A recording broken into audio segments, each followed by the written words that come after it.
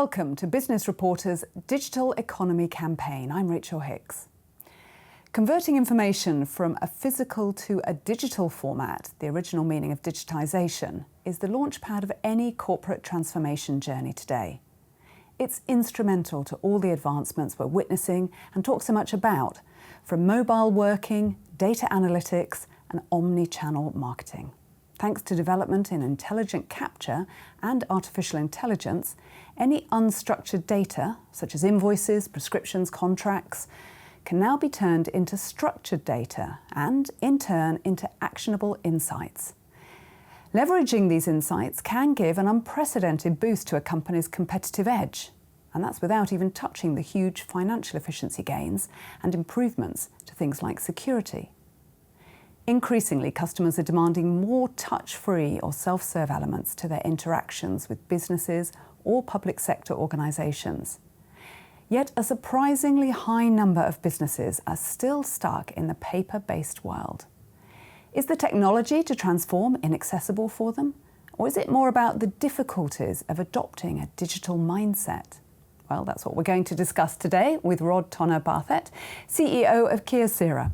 Rod, good morning. Good morning. Now tell us, what is content services? What's it all about? Well, every organisation has processes that deliver services to either the citizen if they're a public sector body or to their customers if they're a private sector organisation. How those processes interact with the customer is critical to the efficiencies and the service delivery to their customer. Content services is all about engaging with those processes, looking at the how we deliver today versus the how we need to deliver tomorrow, removing the inefficiencies in the processes that add no value to the customer and to the end user. Historically, it used to be referred to enterprise content management, or ECM. That focused only on the process, whereas today content services focuses on the end-to-end service that delivers the elements directly to the customer, and in doing that delivers massive efficiencies to the organisation. That's content services. And we've talked in the introduction there, we've touched on the financial benefits, perhaps the security benefits. Talk us through some more of the benefits that it does offer. Well, fundamentally, what we have is, what do you try to deliver to your customer or to your citizen? In doing so, what productivity gains can I achieve through delivering those services in a far more efficient way? How can I actually remove all of the repetitive, task-based, non-value-adding elements to the customer in improving my processes to the end user? Great example of this, for example, is the way in which we today engage with our tax discs, for example. We used to go to the post office, we used to buy a piece of paper and put it in the front of our car. Well, the first thing that happened is, with the advent of number plate recognition, you no longer need to put it in the car.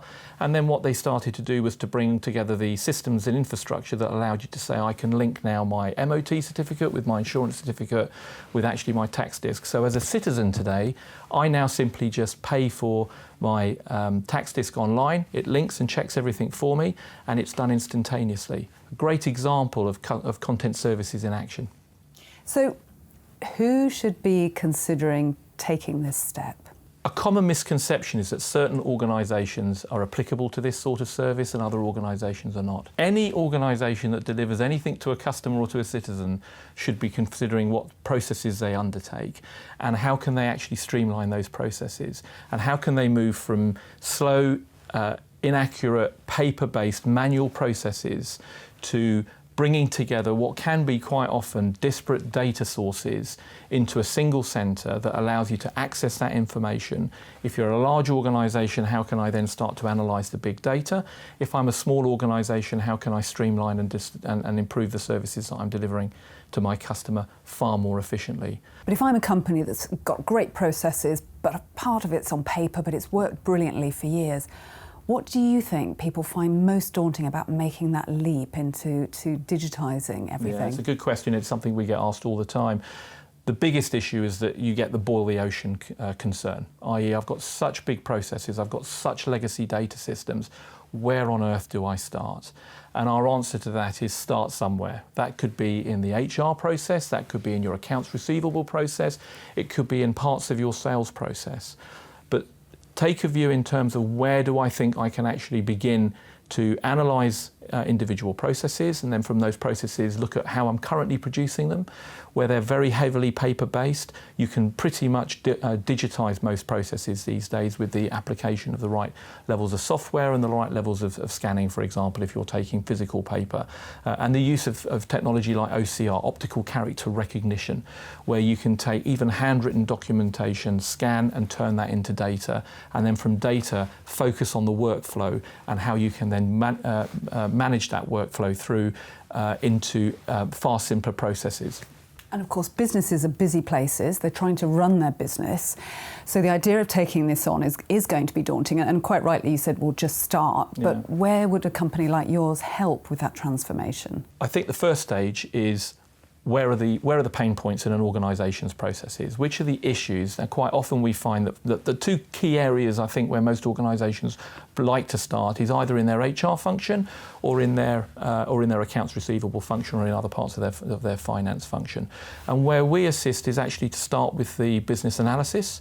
So let's look at where the existing process exists, what is currently in place, how are those services delivered, and then what should be delivered. And with regulation changing, how does working in this way ease the burden of compliance? Yeah, compliance is, for me, it's very much about actually how do I secure the information that I'm containing and how do I make sure that I'm legal. All of this actually is at the heart of content services, because actually where is the data held? How secure is that data being held? And therefore how can I access that data, and how can I make sure that I've got the right people accessing the right data at the right time? And sometimes those people are actually my customer and my end user.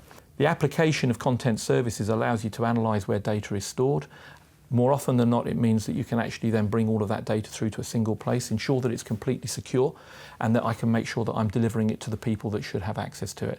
So the advent of regulations such as the General Data Protection Regulation, the GDPR regulation, which now has become pretty serious for organisations because non-compliance can result in significant fines. This can make sure that you're actually fully compliant with elements of that particular regulation. And what makes Kyocera a leader in the field? What makes you different? Well, we're very proud to have had a history within the document solutions market. So we started out selling machines that printed things, and we've now migrated that into a document solutions environment. So we manufacture our own products and services, but we also have developed significant relationships with market-leading products and services and software providers that allow us to bring best of breed and best of class services to the customer, so that when an organisation is engaging with Kyocera, what we're not trying to do is simply to sell them only a Kyocera product.